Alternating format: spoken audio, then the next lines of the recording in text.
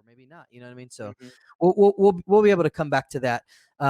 But let's kind of switch back to our preview a little bit.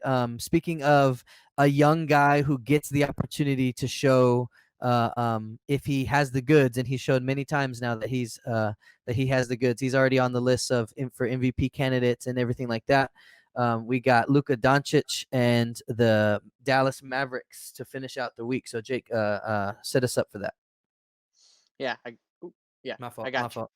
You're fine. So obviously, like you said, it's Luka. Luka's crazy. He's amazing. I have to have my honest criticism here. Like sometimes I see him crying for a foul a little too much, and I have to say, like, I don't like seeing it all the time, but he's we're in the NBA of 2021, so you can't go around without wanting your calls.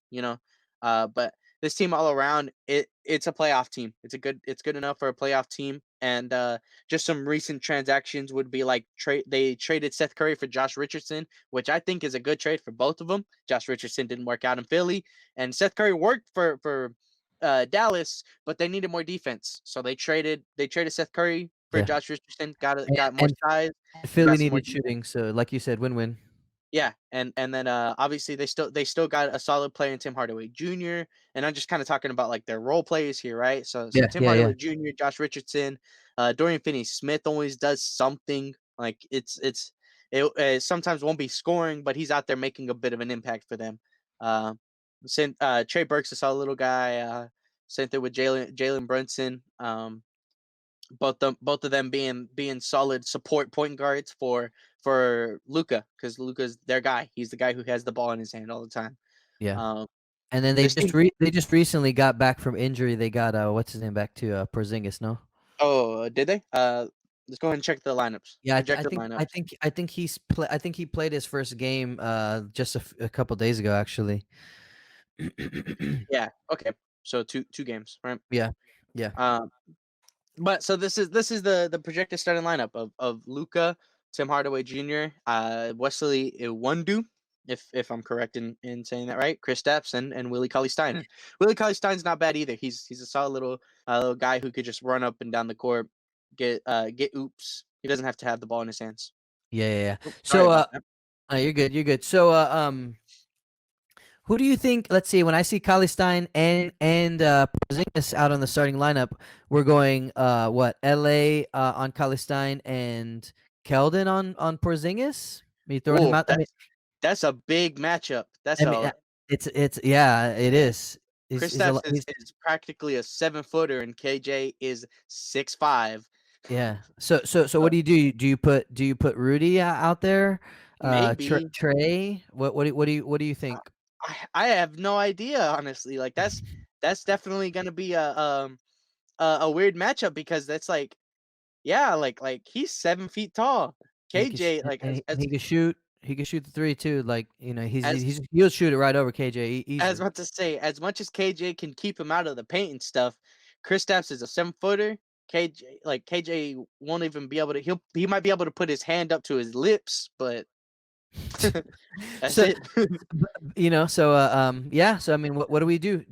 I mean, I would think maybe we've had some games where we slid Trey into the starting lineup. I think that probably in my head would probably be where they go, just because it's like, all right, that's been the plan so far. I don't think that they like to disrupt the second unit very much, right? Hmm. So here's like the first unit, here's the second unit. They'll take somebody from down here and just slide them up here, Yeah. but instead of sliding everybody up and moving and kind of ruining or messing with that chemistry. So maybe Trey gets the nod, and it's like, all right, you gotta be out there to contest, but also just be a big body. I think Trey is strong enough to keep Porzingis out of the paint too. Yeah.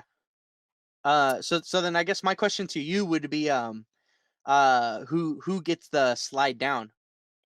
Trey moves up. Oh, Who's gonna oh, come down off the bench? I don't know. Well, I mean, maybe For we me, it's put between two people, maybe but we I'll let put you know maybe which maybe two. we put Lonnie on the second unit. I mean, me and you've been talking about that. Well, we've been talking about it a lot, right? And that's something that that's something that another conversation that we had been talking about before. which is just where does Lonnie Walker belong? Do we want him on the starting unit? Do we want him on the second unit? So maybe this is an opportunity for him to go and be a big offensive leader on the second unit for this game, because we need a little bit more size up front. You know what I mean? Hmm. I would probably say that. I would say DJ at the 1, DeMar at the 2, Keldon at the 3. I'll say Trey at the 4, just because I do think that they'll pull somebody up and leave Rudy in his spot, and then an LA at the 5. Yeah, I could totally see that. I could also see if maybe they do just end up going with the swap, run Rudy at the 4, let KJ come off the bench. Um, like I could see that being just like an easy little swap instead of trying to like mess with any type of rotations. You know what I mean? Uh, Uh, yeah, yeah, yeah. like I think whatever Rudy does off the bench, Keldon can maybe not do to the veteran level that Rudy does, but because of how little bit inconsistent Rudy is this season, I think Keldon might actually be able to provide a little bit more scoring off the bench Yeah. if Well, I that mean, is the case. I can see that. Plus, I mean, I know you just said that you felt like he's been a little inconsistent, Rudy. Hmm. But like defensively, we've asked him to do a whole Yeah, bunch, and and and so, and maybe that's what we do again. Maybe we slide him up there yeah, and say, okay, defensively, we need you to really just stick with Porzingis and not let him get going. Don't let him feel comfortable, because you know that Doncic is a guy who you ran down the list of all of their role players, and their role players are good because they know they have a good they're good solid NBA players, but they know that they have a guy who's going to set the table for them.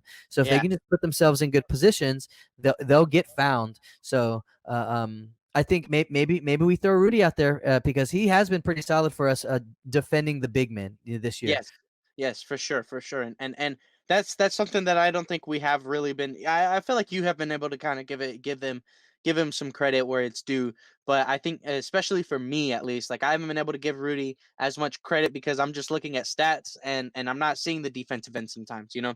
Uh so it's like I'll give him that credit where it's due. Like he does deserve to get his appraise because he's been uh given such a big defensive responsibility in some cases. So uh but I kind of want to keep going with the Lonnie thing.